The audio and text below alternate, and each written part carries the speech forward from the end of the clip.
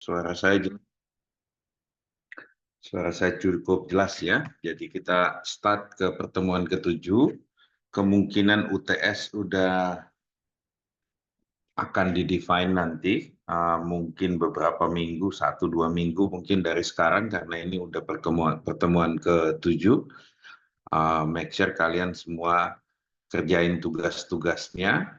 Ingat bahwa nilai kalian bergantung dari tugas mingguan, UTS, dan UAS. Oke? Kalian harusnya bisa ngerjainnya dengan ChatGPT, jadi hidup kalian harusnya lebih mudah ya dibanding angkatan sebelumnya. So, hari ini kita akan masuk topik baru. Sebelum nanti kita praktikum dengan Dava, kita akan belajar tentang sensor. Oke? So, kalau kalian lihat di robot, itu pasti banyak sensor komponen yang digunakan ya. Sensor ini biasanya bervariasi, ada yang sensor kamera, ada yang temperatur, ada yang lidar, banyak sekali jenis-jenis sensor yang ada. Mungkin kalau kalian pengen tahu berapa banyak sensor yang dipakai di humanoid robot, kalian bisa coba tanya ChatGPT ya. Misalnya bilang look on Tesla bot, estimate how many sensors it use.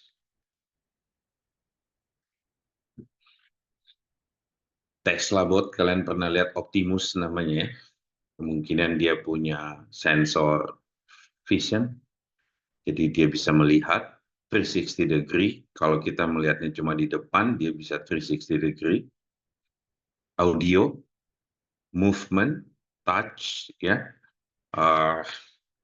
List down, saya bilang list down all reusable sensor for humanoid robots. Sensor-sensor ini biasanya ada yang bikin, ada yang company-company yang memang fokusnya bikin sensor.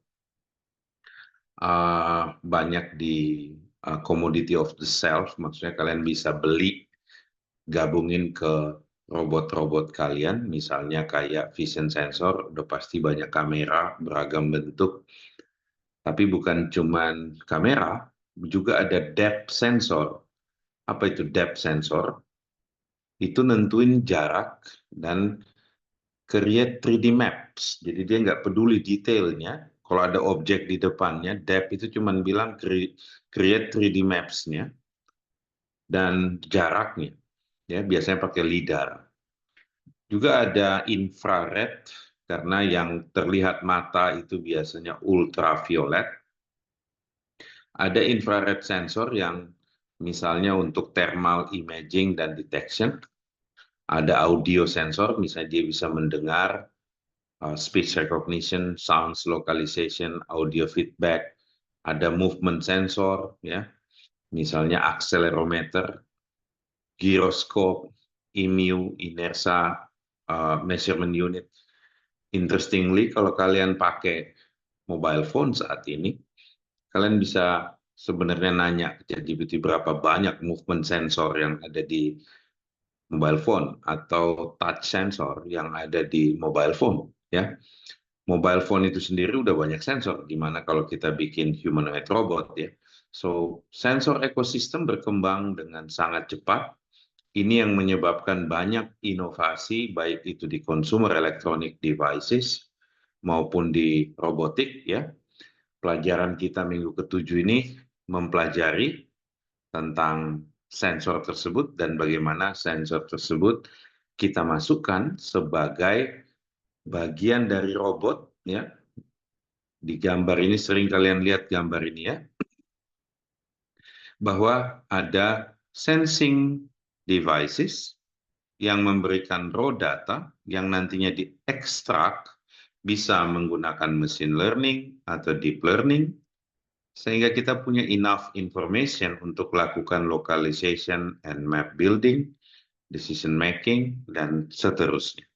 Jadi ini elemen penting. Kalau saya hilangkan box sensing di sini, robotnya sulit untuk menjadi pintar karena dia tidak punya informasi yang cukup untuk melakukan mapping dan juga action-action lainnya.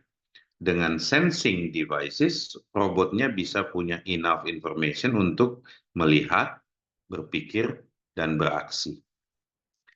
Oke, so saya pengen latih intuisi kalian supaya kalau lihat robot, kalian bisa kebayang capability-nya dengan melihat sensor capability-nya, kelengkapan sensor. Karena robot, kalau tidak ada sensornya, dia tidak punya kemampuan yang lebih, ya, selain mechanical. So, coba lihat self-driving car, ya. Di sini ada di depannya dia kasih radar, ya, long range kamera, biasanya depth, ya, plus radar. Dia juga pakai lidar plus peripheral system plus radar, ya. Ada berapa tuh lidarnya, ya? Terus dia di atasnya ada vision system untuk ngelihat 360 degree, ada perimeter dan lain-lain. Coba saya minta ke sini, minta list down all common sensor used in a self-driving car. Tiap-tiap sensor pasti ada features-nya, pasti ada harganya kalau kalian anggap itu sebagai komponen yang harus dibeli, ya. So, di self-driving car mungkin seperti ini, ada vision sensor, distance yang based on lidar, light detection and ranging, radar itu radio frequency detection and ranging, jadi ada lidar sama radar. Ini cuma beda frekuensi, tapi tetap electromagnetic frekuensi. Ada position, ada environmental, dan lain sebagainya. Bahkan walaupun bukan self-driving car, mobil biasa itu ada lidarnya. Ya, ada banyak sensor di mobil-mobil biasa yang kita gunakan saat ini. Oke, saya lanjutkan. So, self-driving car dengan kemampuan semua sensor ini tentu saja akan lebih baik dibanding manusia, ya. Banyak orang kemarin sudah tes beberapa self-driving taxi di San Francisco. Feeling-nya itu justru karena mereka tidak melihat kemampuan dari teknologinya, itu ada psikologi aspek bahwa robot ini nanti akan nabrak, ya. Tapi kebanyakan tabrakan yang terjadi di jalan, mungkin 80% lebih, itu karena human error. Dia ngantuk, dia alkohol, atau dia lengah main HP, ya. Self-driving car akan lebih aware dengan sensor-sensornya, dan itu terjadi secara otomatis, ya. So, hanya psikologi aspek yang menyebabkan kita worry kalau misalnya nanti mobilnya itu kecelakaan kalau self-driving. Tapi sebaliknya, bahwa justru banyak kecelakaan di jalan di San Francisco, itu terjadi karena supirnya kelengahan atau human error. Misalnya ada sepeda tiba-tiba nyebrang, dia ngerem mendadak dan keselip. Ya, dia nggak bisa menghitung efek selip. Dan mobilnya kebalik. Oke? Tapi dengan self-driving car, dengan algoritma, hal-hal seperti itu bisa dihandle.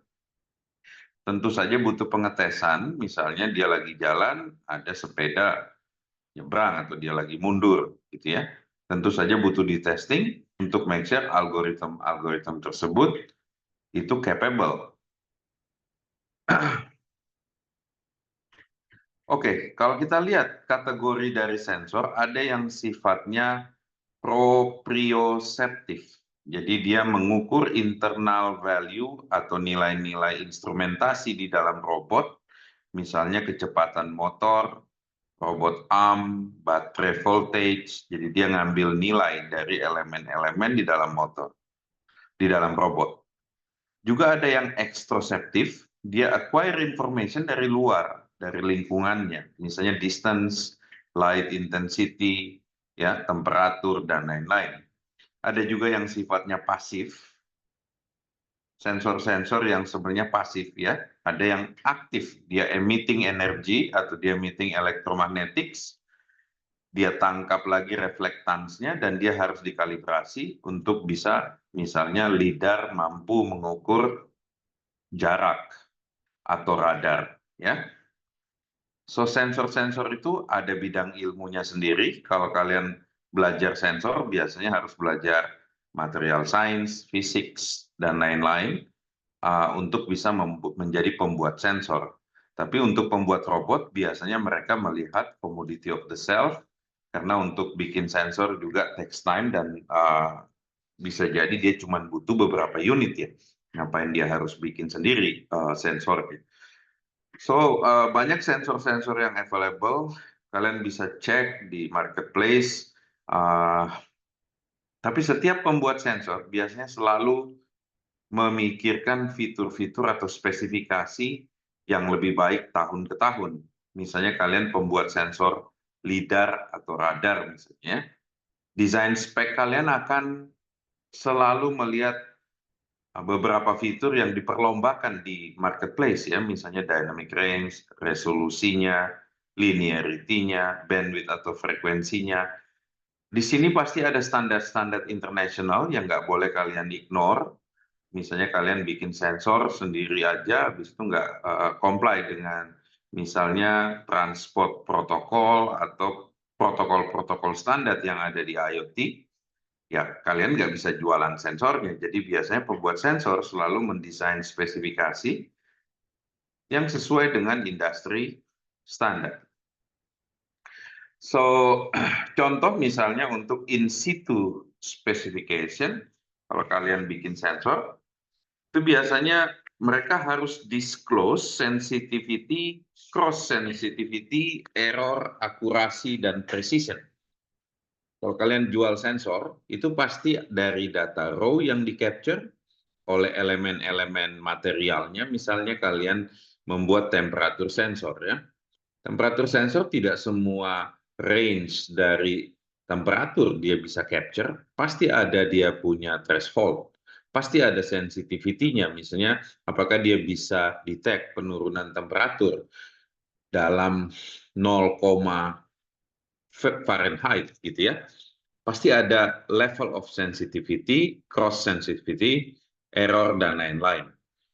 Sebagai robot engineer, kalian harus bisa mengevaluate in situ specification di saat kalian membeli suatu komponen sensor, sehingga pada saat kalian merangkai sensor tersebut masuk ke dalam robot, kalian punya clear definition kemampuan dan ketidakmampuan dari sensor tersebut. Oke? So, tidak ada sensor yang tanpa noise dan tanpa error. Ya, pasti ada yang disebut calibration error, ada yang disebut spurious range finding error, dan lain-lain. Tergantung tipikal sensornya. Nggak mungkin ada free of error sensor yang diklaim oleh pembuat sensor. Karena ini biasanya menyangkut material, tidak ada material yang sempurna, misalnya bisa mengabsorb semua cahaya contoh atau mengabsorb semua temperatur. So sensor error bisa kita kategoriin di industri menjadi systematic error yang disebabkan oleh asumsi atau teori pada saat kita menghitung atau mengkalibrasi suatu sensor ya. Misalnya saya kalibrasi sensor gravitasi, itu pasti ada calibration error-nya yang kita harus report ya, bahwa error-nya dalam range seperti hasil yang kalian tes, dan itu harus dilaporkan untuk sesuai dengan industri standar. Yang kedua misalnya random error, di saat kita tidak bisa predik seberapa sophisticated model kita, bisa jadi salah, bisa jadi create stochastic noise ya.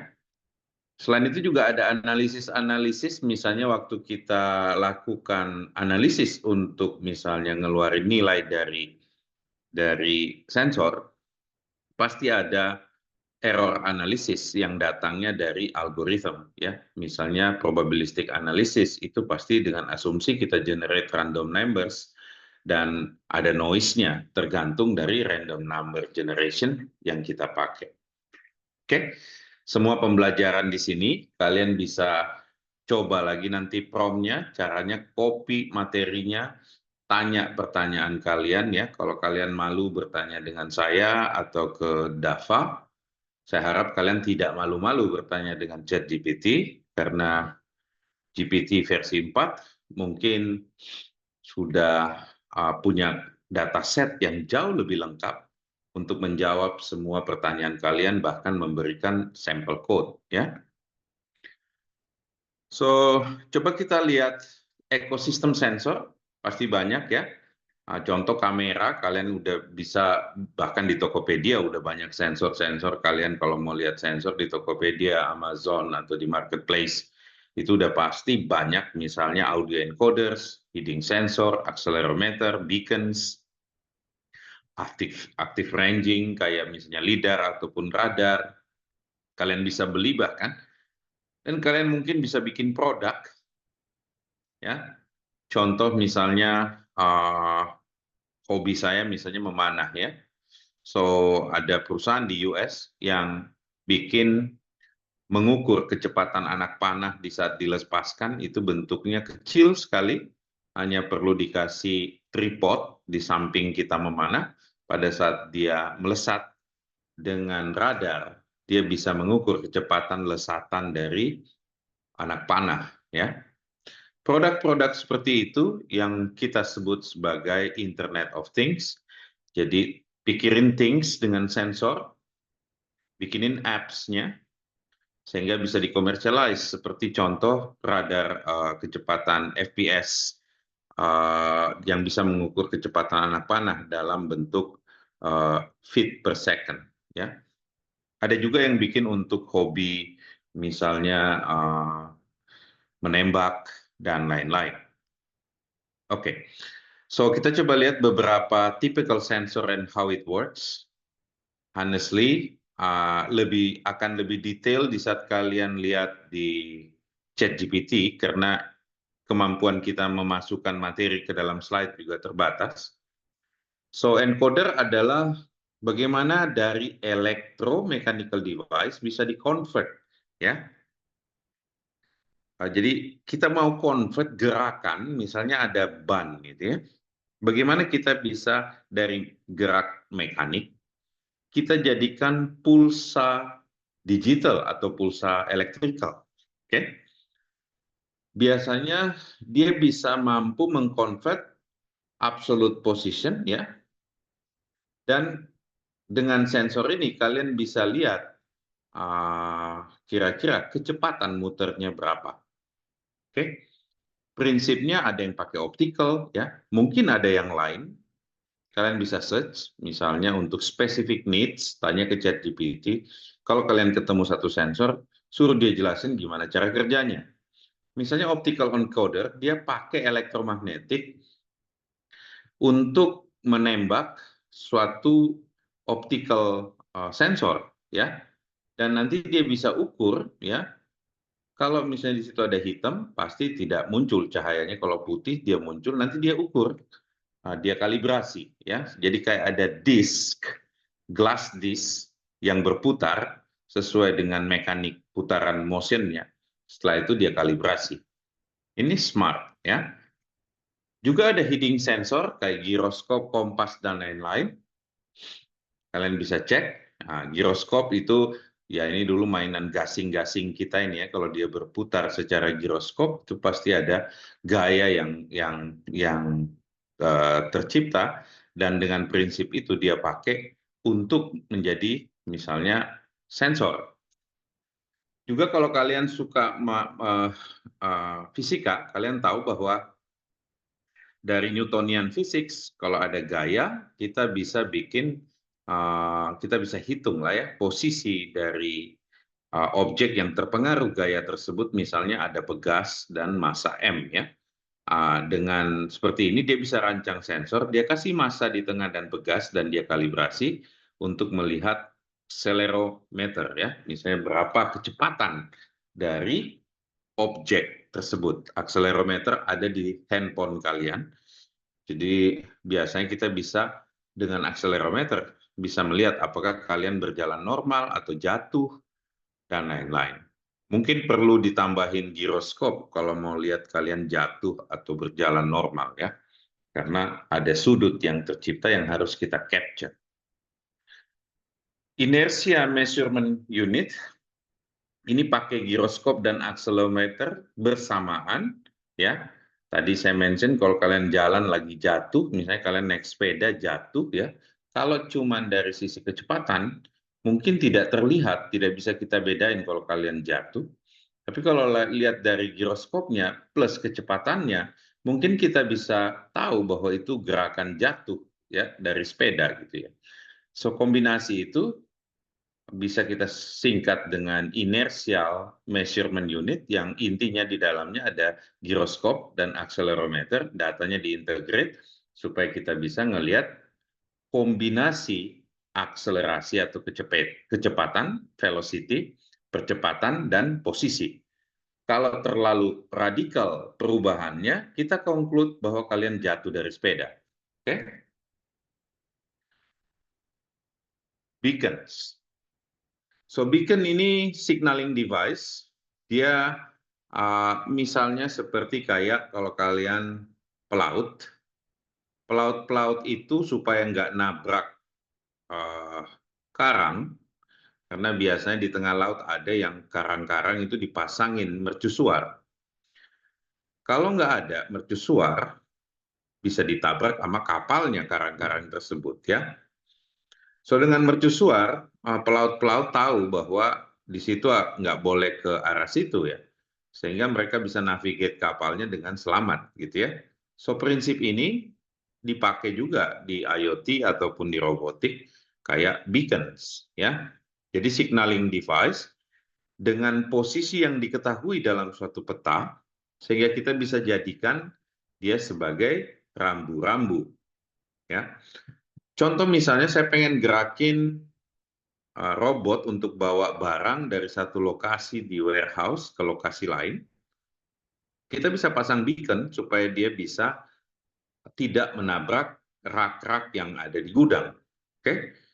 Jadi pada saat dia bekerja, dia akan baca signal dari beaconnya atau kayak dari mercusuarnya, supaya dia tidak menabrak area-area yang kita nggak inginkan dia ada di situ. Bagaimana bekerjanya? Beacon itu biasanya ada protokol sendiri ya. Tapi selain itu juga kita bisa pakai teknik lama yang namanya ya elektromagnetik ya untuk ranging, untuk mengukur jarak terhadap objek di depan. Ini biasanya lidar atau pakai radar ya. Jadi cara bekerjanya dia send elektromagnetik, dia hitung time of flight supaya dia bisa kalibrasi terhadap jarak. Misalnya ultrasonic, laser, rangefinder, dan lain-lain. Ada banyak tipikalnya, nanti kalian bisa search contoh-contohnya. Pasti ada perhitungan fisikanya. Disinilah ilmu-ilmu fisika termasuk relativistik kalian pakai, ya, bukan cuma Newtonian, tapi juga general relativistik. Misalnya kalian bekerja untuk membuat satelit, untuk melihat posisi satelit, pasti ada faktor relativistik yang harus kalian ukur, dan yang karena jaraknya cukup jauh, kalau tidak diukur, itu bisa errornya bisa sangat besar, sementara kita pengen membuat satelit itu di lintasan yang precise. Salah lintasan dia bisa jatuh ke bumi atau tidak kembali ke bumi gitu ya. So banyak sekali kalibrasi, teknik-teknik kalibrasi yang di saat kalian bekerja dengan electromagnetic wave ya. Ini contoh misalnya lidar. Ini contoh dataset, nanti kalian coba lihat ya. Ini lidar clouds overlay dengan kamera image. Oke. Selain itu juga ada beberapa sensor yang dia bisa mengcapture, jadi dia bukan cuma aktif ranging biasa, tapi dia bisa mengcapture geometri dari objek yang dilihatnya. Misalnya kalian main game, dia bisa lihat gesture, karena dia bisa menangkap elemen-elemen di badan kita tuh ya, dan dia bisa menginfer atau menebak gesture kalian lagi ngapain gitu ya. So robot bisa ngelihat ini kalau kalian provide sensor-sensor yang memang geometric active ranging. So banyak sensor-sensor yang tersedia, ada radar biasanya kalian harus tahu efek Doppler ya, karena ini radio frekuensi. Radio frekuensi terpengaruh oleh Doppler efek ya. Juga ada neuromorphic kamera dan artificial skin ya. Ada banyak sensor. Kalau kamera harusnya semua udah ngerti karena sering ngambil foto pakai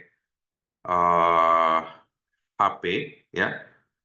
Ya, prinsipnya kamera ya sama aja antara HP dengan Nikon atau Sony kalau kalian senang fotografer ya, bahwa di dalamnya ada lensa dan lensa tersebut bisa memproduksi image. So vision atau kamera lensa itu banyak rangingnya, ada yang industrial level, ada yang consumer level.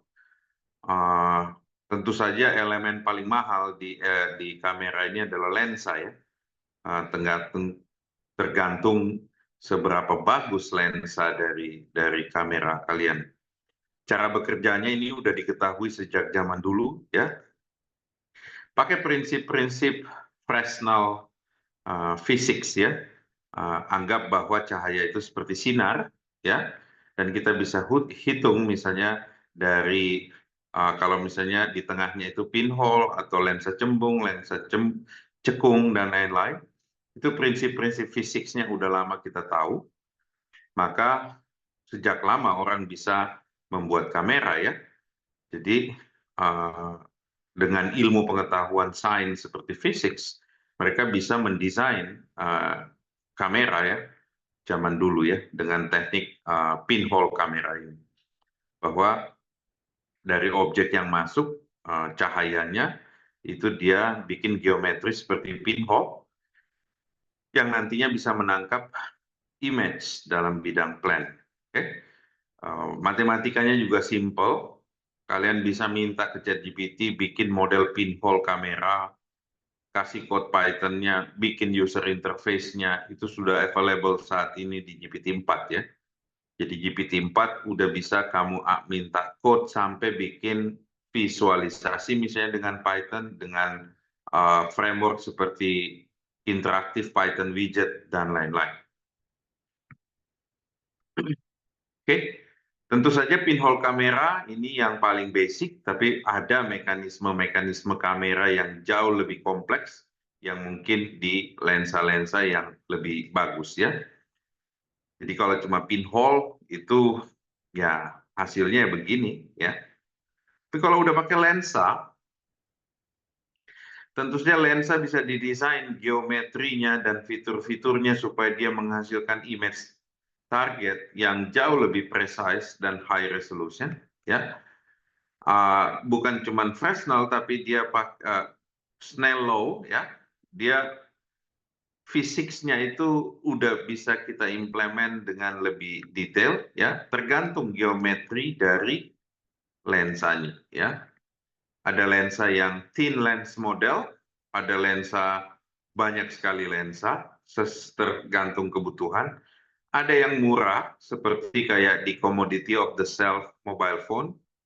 Ada juga lensa yang mahal sekali di saat kalian pengen mengintip keluar angkasa, atau kalian jadi penyelam, pengen lihat objek-objek di bawah laut, yang mungkin cahayanya tidak terlalu banyak, ya.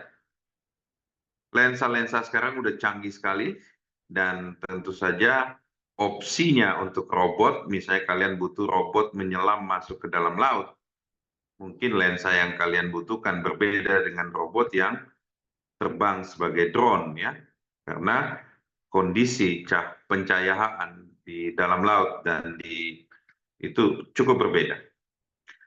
So ini detail dari bagaimana dia bekerja. Cukup matematis dengan Snell law ya. Nanti kalian bisa minta step by step-nya, bahkan bisa minta code-nya Python di ChatGPT.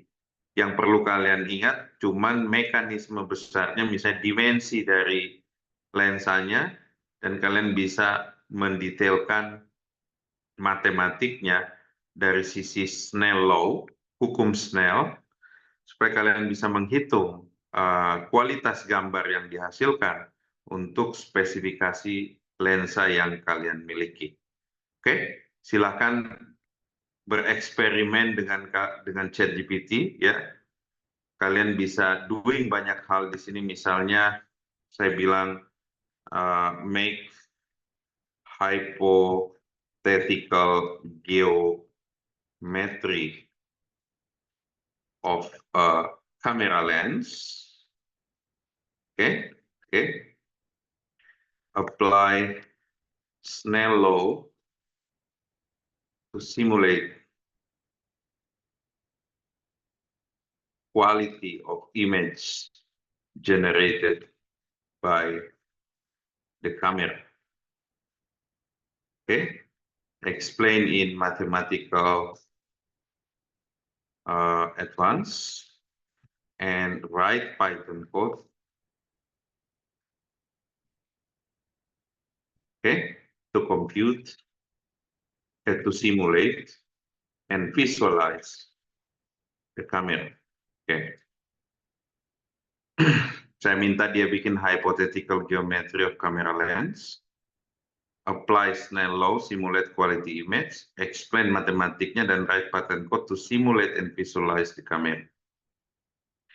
Kalau kalian lihat bagaimana ChatGPT sekarang bekerja, pasti ada code yang dia tulis. Pertama dia tulis dulu matematiknya.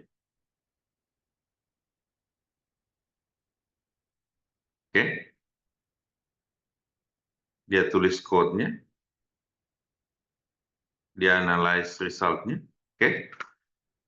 Saya minta, misalnya saya bilang, make a simulation app using IPy widget for the camera.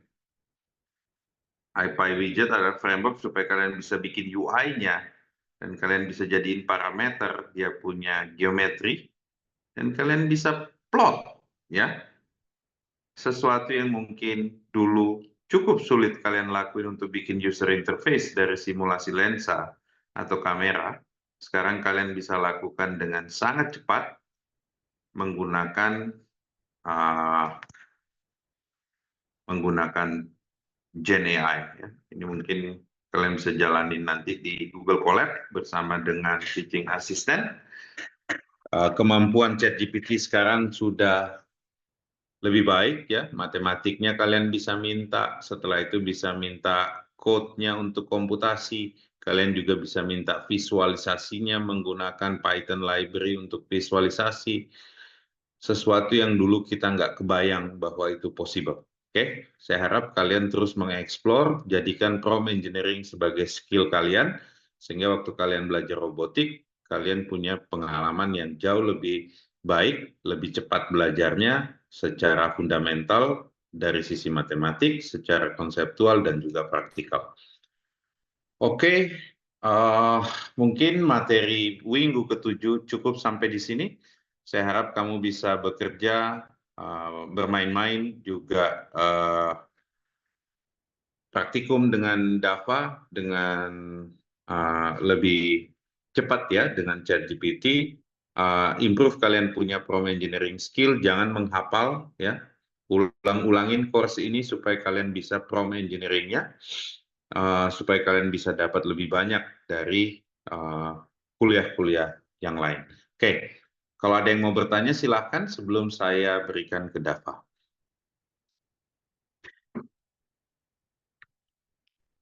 Oke, kalau nggak ada, silakan Dava, sesi praktikalnya dilanjutkan.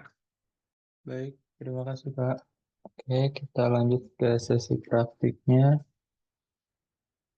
Sebentar aku share screen dulu.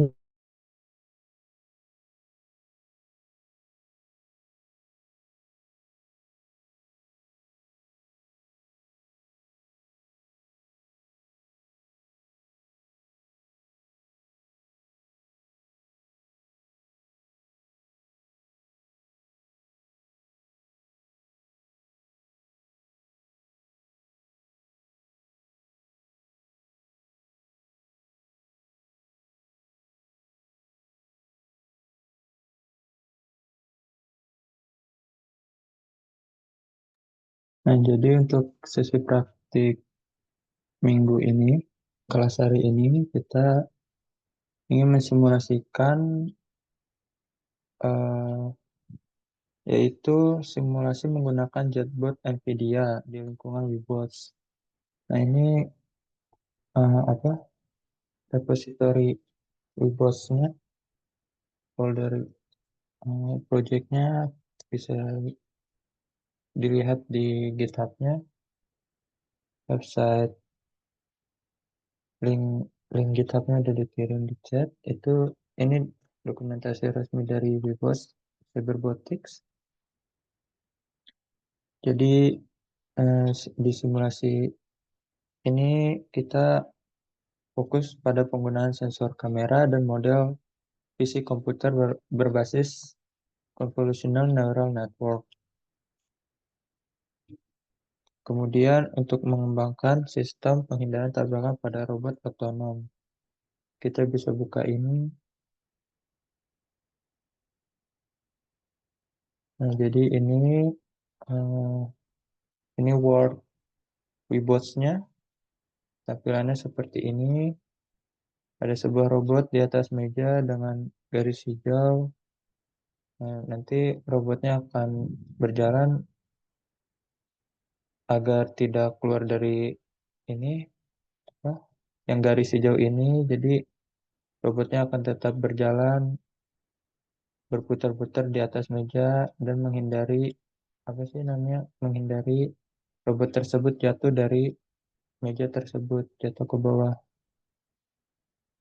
Nah, jadi di robot ini ada kamera sebagai sensor utama untuk mendeteksi kondisi yang ada di depannya.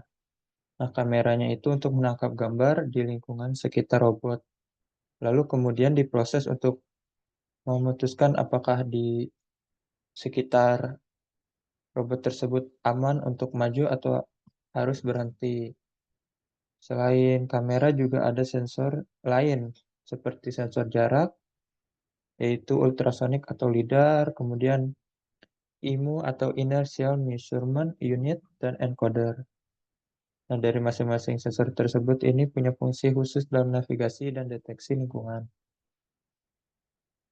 Kemudian untuk penggunaan fisik komputer untuk penghindaran tabrakan, di kamera JetBot menangkap gambar, lalu gambarnya itu kemudian dianalisis menggunakan model CNN, yaitu ResNet 18. Model model itu, modelnya itu yang ResNet itu sudah dilatih untuk membedakan antara jalan yang aman dan terhalang. Oke, nanti di konsol Webosnya nanti bakal muncul output, yaitu model akan mengkategorikan lingkungan di depan robot sebagai free, aman untuk maju, atau block, ada rintangan. Dan kemudian robot memutuskan arah gerakannya untuk menghindari tabrakan. Nah, nanti di robotnya itu juga kita eh, bisa membuat datasetnya dan melatih modelnya. Jadi nanti akan menggunakan dua jenis controller yang berbeda. Sebentar, kita ke ininya nih. Ini ke controller. Nah, nanti di dalam controllernya ini ada JetBot Collect Data. Controller ini tuh membantu kita dalam membangun dataset gambar. Lalu akan menggerakkan robot secara manual. Kemudian menekan tombol F jika jalan di sekitarnya aman. atau menekan tombol B jika ada rintangan di depannya. Lalu gambar akan disimpan dan dilabeli secara otomatis sesuai dengan kondisi. Kemudian ada Jetbot Collision Avoidance. Setelah dataset terkumpul, kita bisa melatih model AI kita. Model yang sudah dilatih akan menghasilkan file ini, base model.pth. Seperti ini. Nantinya itu bisa digunakan oleh Jetbot untuk menghindari tabrakan secara otomatis. Oke, kita langsung ke Webos-nya. Tunggu sebentar.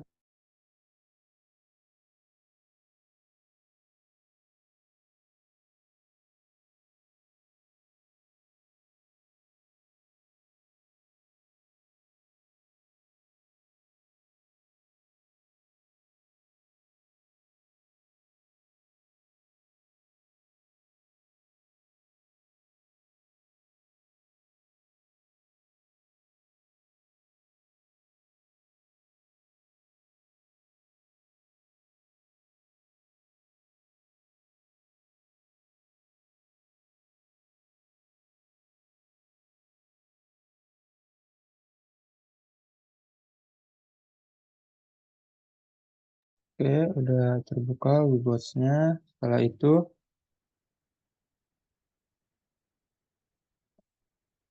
untuk pertama-tama itu, kita bisa buka terminal di Windows, atau di Mac yang punya MacBook.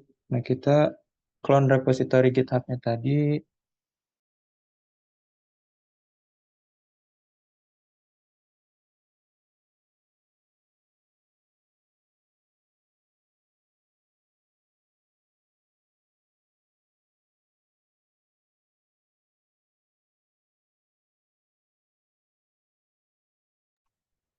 Nah, pertama-tama kita harus clone repositorinya terlebih dahulu. Kita bisa buka terminal. Lalu kita jalankan git clone.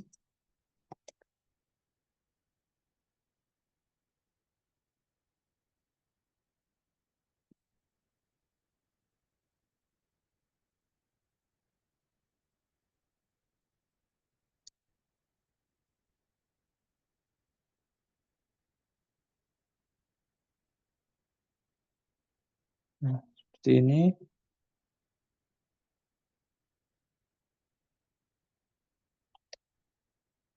Dan coba ikuti. Nah, git clone. Lalu kalau udah masuk ke dalam foldernya. Nah,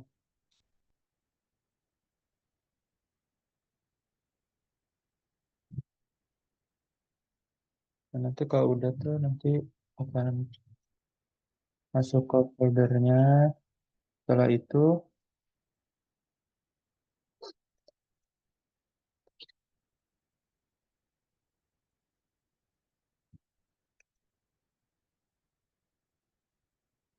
masuk ke dalam foldernya tadi. Reports project.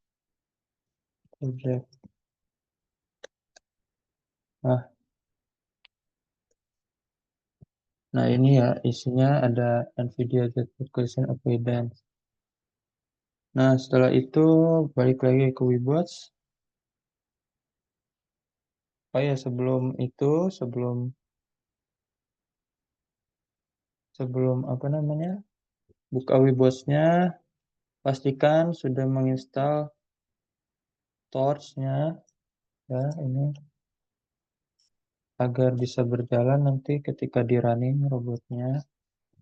Setelah itu, ini apa, requirement-nya agar bisa berjalan. Code-nya setelah itu install Torch Vision terminal. Oke, next kita buka Webos. Nah, di Webos kalian tinggal klik file, kemudian pilih open Word. Setelah itu ini kalian masuk ke folder ininya yang udah kalian git clone tadi, Webos. Terus masuk ke NVIDIA Jetbot Collision Avoidance. Kemudian pilih Words, pilih file Word Webotnya ini jetbot underscore collision underscore avoidance. Open. Nah, nanti akan muncul ininya.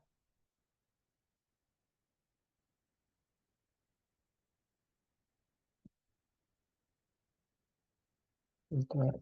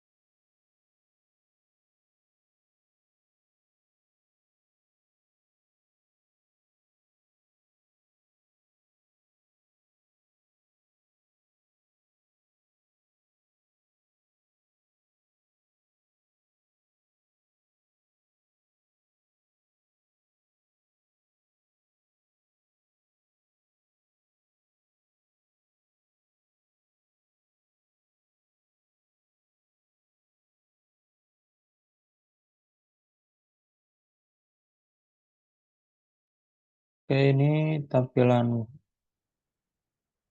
Word dari NVIDIA Jetbot Collision Avoidance. Ya, ini jadi ini robotnya. Lalu ini ada kameranya. Nah, ini kamera yang dia punya yang ada di robotnya. Nah, yang kecil ini kameranya. Nah, nanti akan muncul ininya apa? Eh,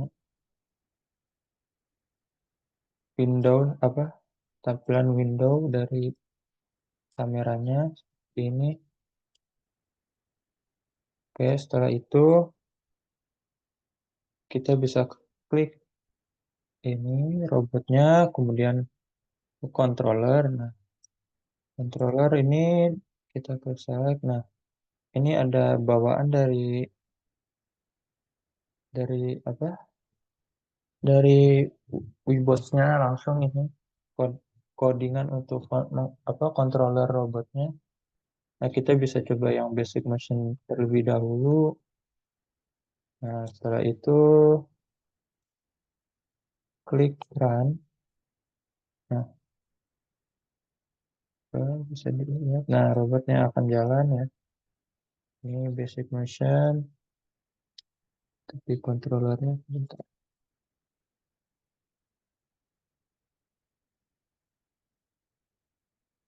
Nah, di controller kita bisa lihat codingannya. Nah, kalian bisa minta chat GPT untuk jelasin dari codingannya tersebut apa aja yang dilakukan untuk menjalankan simulasi robotnya, yaitu basic motion, Deadwood.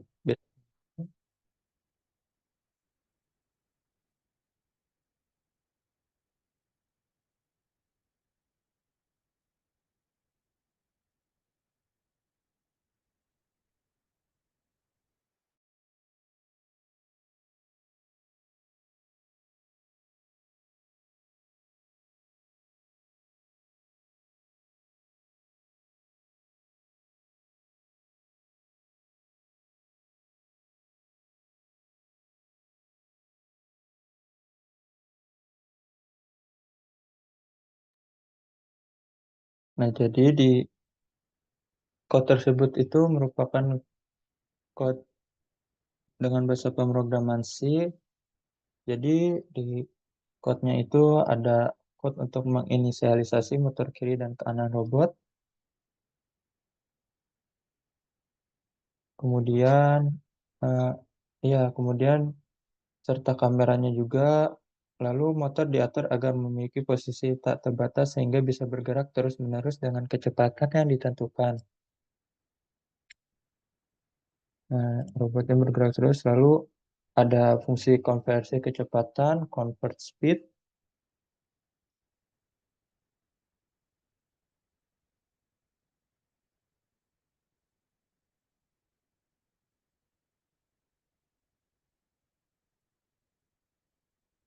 Yang bisa dilihat code-nya ini. Bisa. Nah, jadi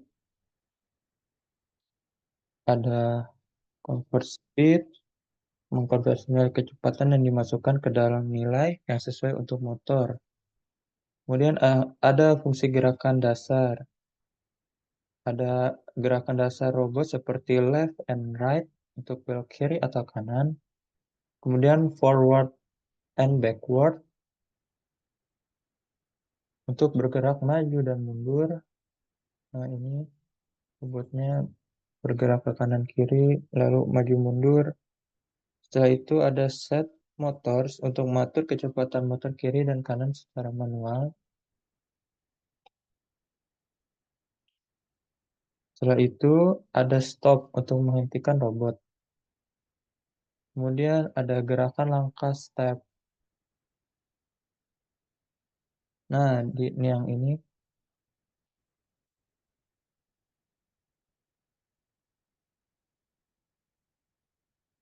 ada fungsi seperti step forward, step backward, step left, and step right yang membuat robot bergerak ke arah tertentu untuk waktu singkat, lalu berhenti.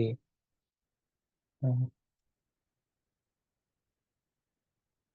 kemudian ada main loop, yaitu loop utama. Robot akan melakukan serangkaian gerakan dasar maju, mundur, kiri, dan kanan dengan waktu jeda di antaranya. Siklus ini terus berulang hingga simulasi dihentikan oleh kita sendiri. Jadi akan terus-menerus berjalan seperti itu simulasinya. Nah, aku bisa juga share codingannya, apa codingannya.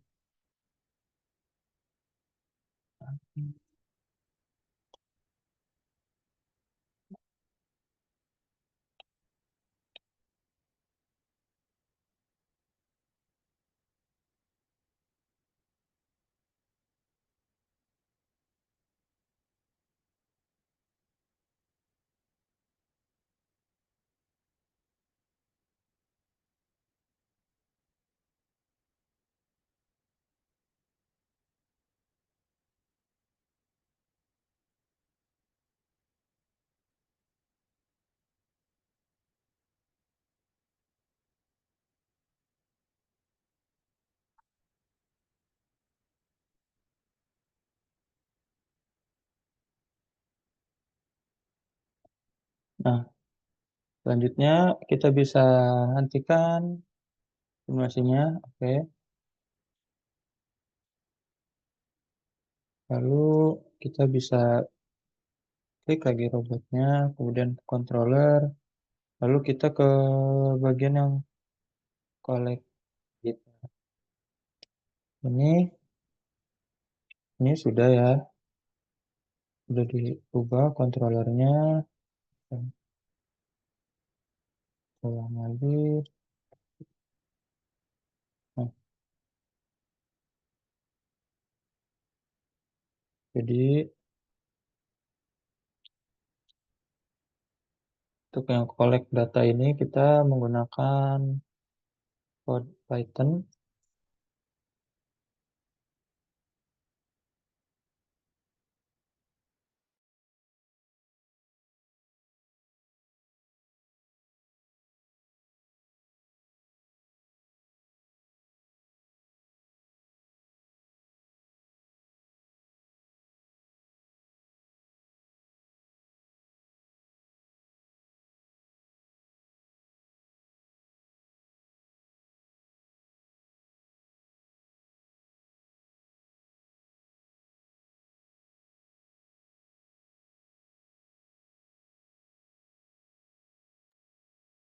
Jadi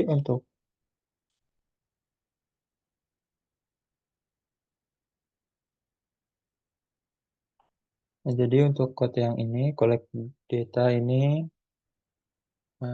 pertama-tama kita menginisialisasi yaitu program ini menggunakan supervisor untuk mengontrol chatbot ini.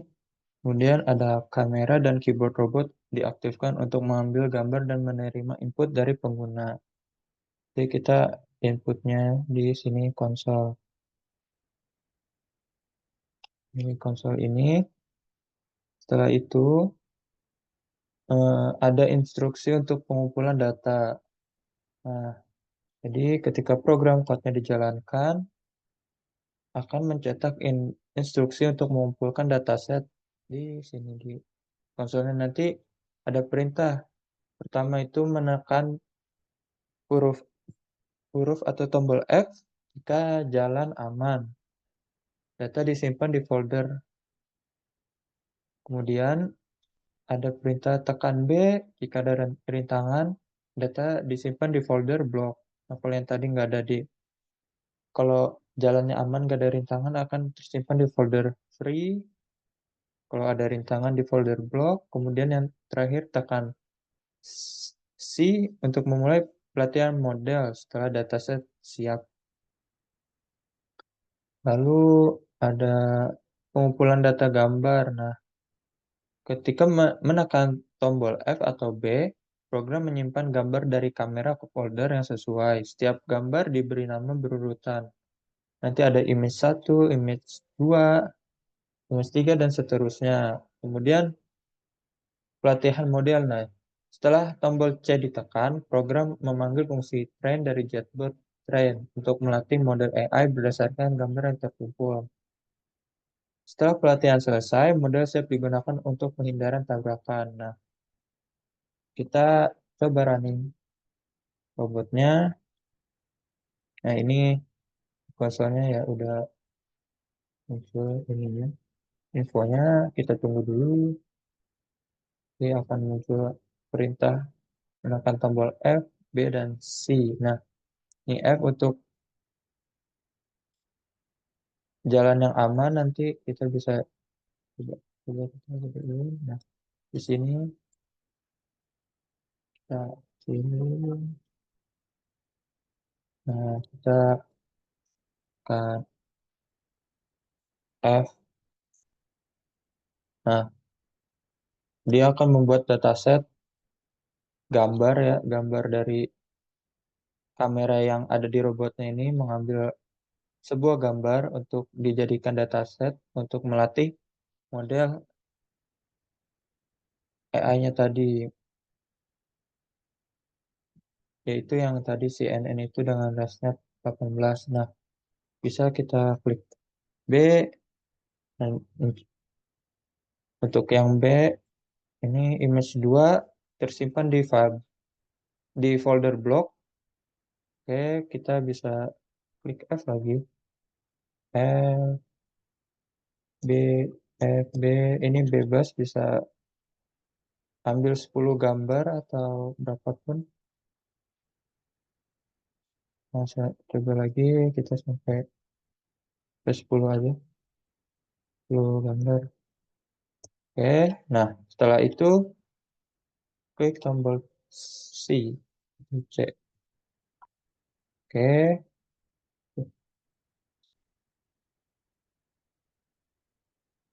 baru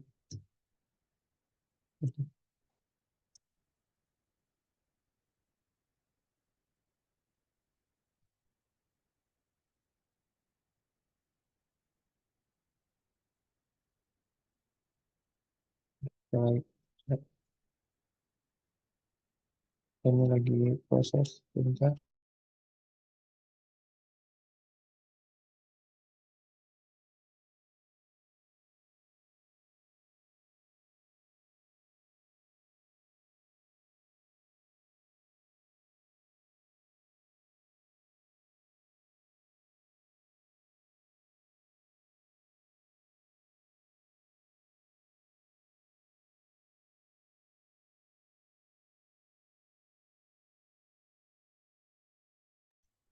Jadi kita ulang lagi. Bentar.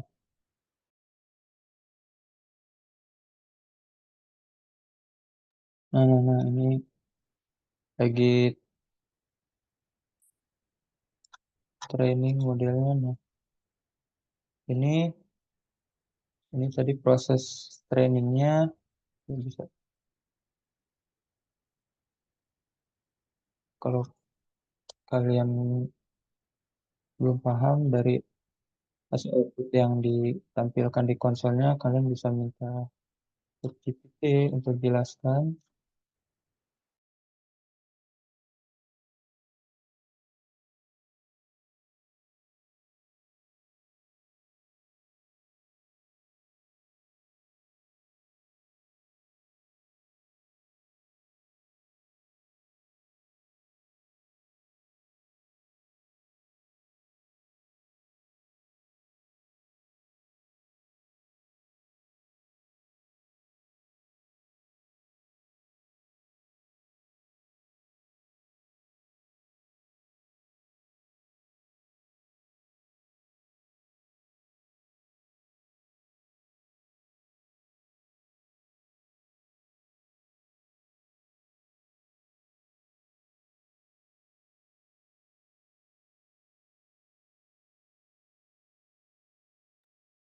Oke, coba kita ulang lagi untuk trainingnya.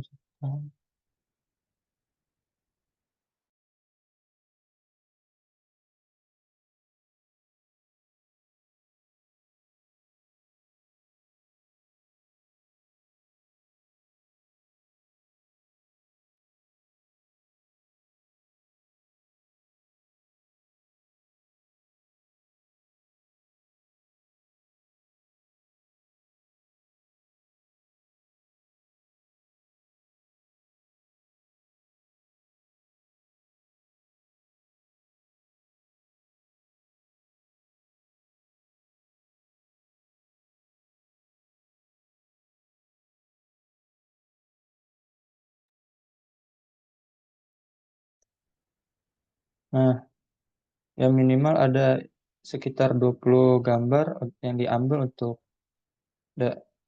training modelnya untuk di datasetnya. Ini masih proses untuk training modelnya.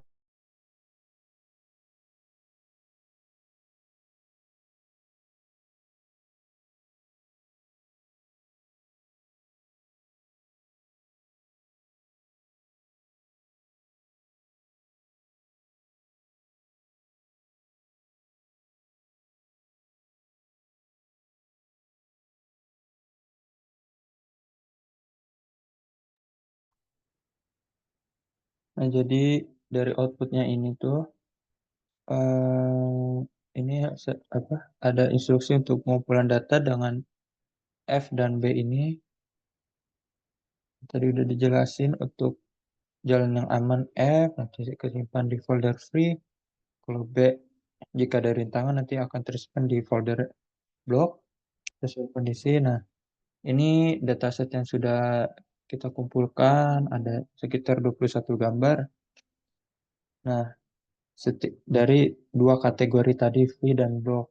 Kemudian ini melatih sedang memulai pelatihan modelnya. Nah, jadi ya akan kita tunggu beberapa menit. Nanti modelnya bisa digunakan untuk penghindaran tabrakan atau menghindari robotnya jatuh dari atas meja. Itu aku coba share gambar yang tadi udah diambil untuk datasetnya di chat Zoom.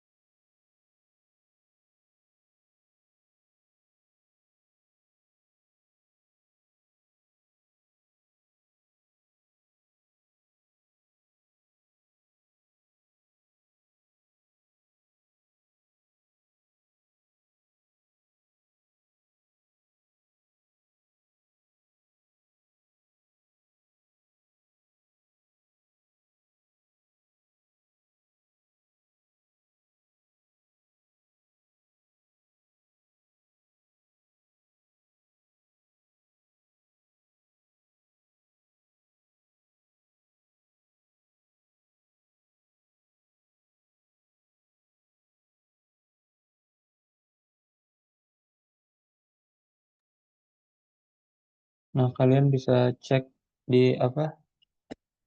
Di dalam foldernya itu di folder controller, kemudian buat collect data, nanti ada folder lagi masuk dalam foldernya itu ada folder dataset, nanti ada folder block dan free. Nah, itu gambar-gambar ya datasetnya tadi, ada yang block, ada yang free.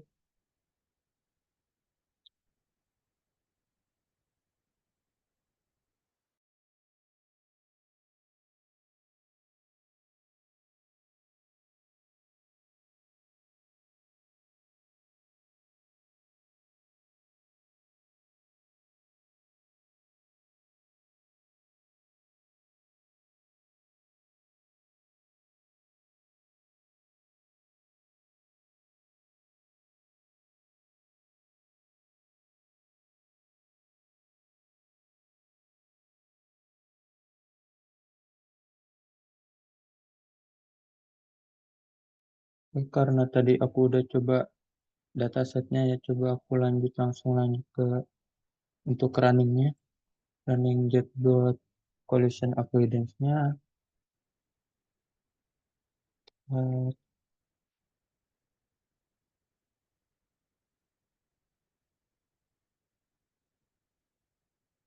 Nah, untuk cara runningnya kita balik lagi ke controller ini, klik robot, kemudian di sini cari yang controller, kemudian pilih yang Jetbot collision avoidance.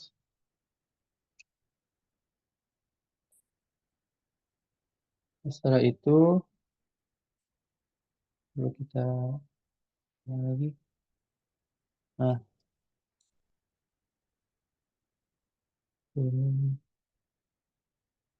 untuk code-nya menggunakan code Python. Kita bisa minta ChatGPT untuk jelasin code-nya. Kalian bisa minta ChatGPT.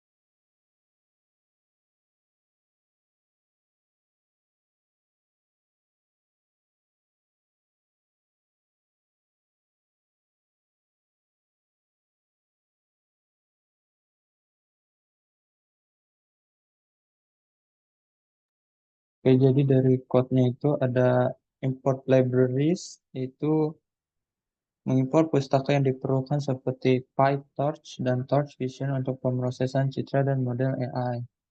Kemudian ada normalisasi gambar. Nah, ini untuk definisi mean dan standard deviation digunakan untuk menormalkan gambar yang akan diproses. Nah, ini tuh penting karena agar gambarnya itu yang sudah dimasukkan tadi ke dalam dataset, eh, model bisa memiliki skala yang sesuai. Lalu ada fungsi proses kamera image. Yang ini dan mengambil gambar dari kamera, kemudian mengubahnya menjadi format yang sesuai, dan menerapkan normalisasi sebelum memasukkannya ke model. Lalu ada pemeriksaan model yang, nah ini,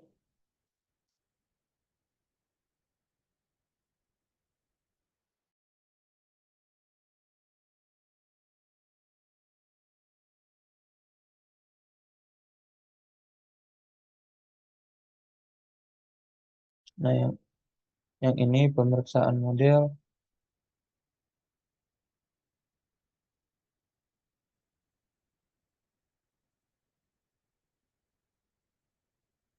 Nah, kalau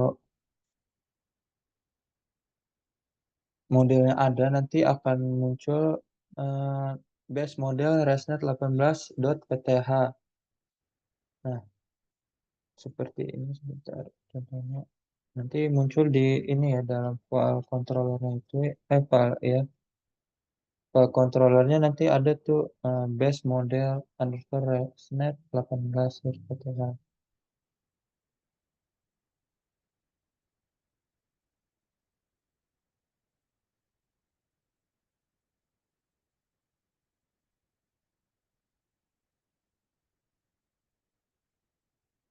Ntar coba kirim ke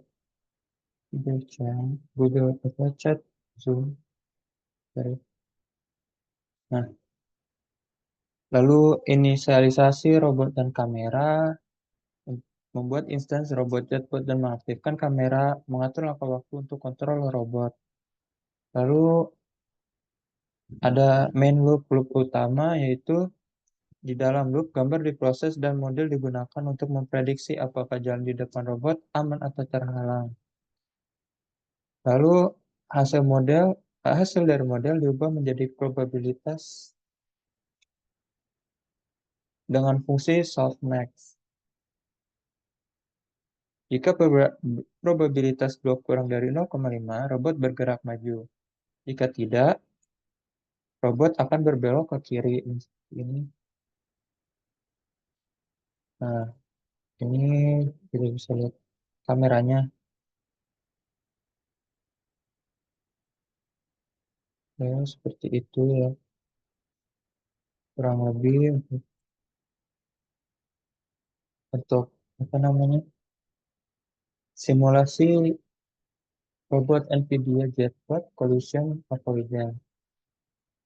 Oke, nah, kita bisa lihat. Nah, ini ya kan robotnya akan berjalan di dalam garis hijau seperti ini ya. Oke, bisa kita pause. Kemudian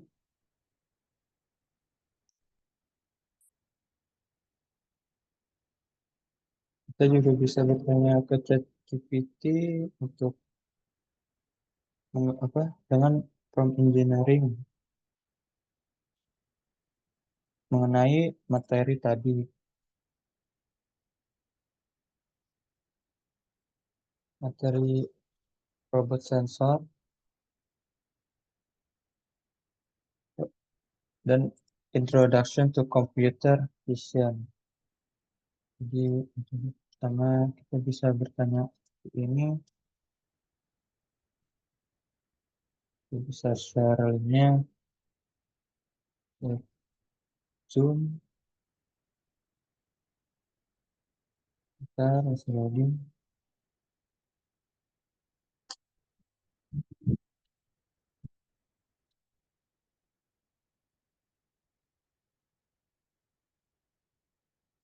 Nah, ini diberikan code-nya juga. Next, coba kita tanya ini mengenai robot otonom dengan sensor pengemudi dan hiding.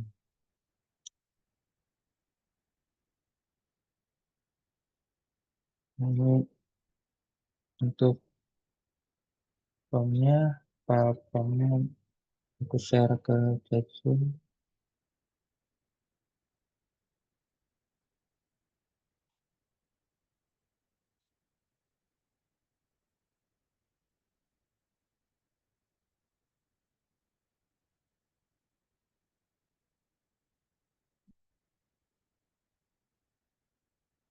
Lalu ini,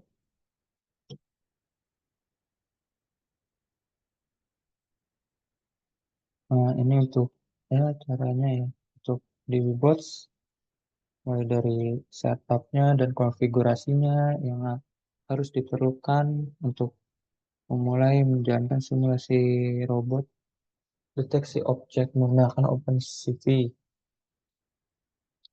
Oke, seperti itu.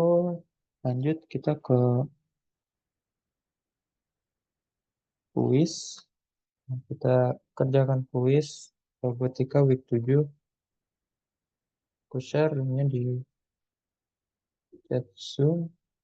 Nah, maksimal lah hari ini jam 6 sore 18.00 WIB Sabtu 2 November 2024. Nah,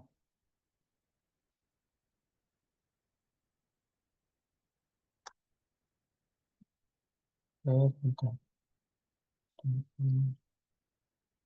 Kuis.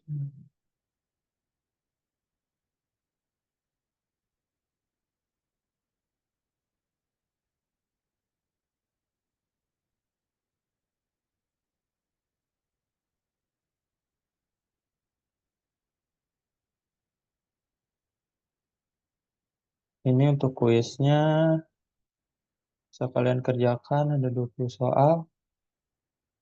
Oke, sebelumnya ada yang mau ditanyakan terlebih dahulu. Oh ya, seperti yang Pak Risman tadi bilang, untuk rubrik penilaiannya itu ya tadi yang UTS, UAS, dan tugas-tugasnya dikerjakan. Jangan sampai bolong-bolong untuk nilainya. Seperti itu, ini bisa langsung kalian kerjakan kuisnya juga. Oke, jika tidak ada yang ditanyakan, sekian. Terima kasih untuk kelas hari ini. Kurang lebihnya mohon maaf ketika dalam penyampaian materi. Wassalamualaikum warahmatullahi wabarakatuh.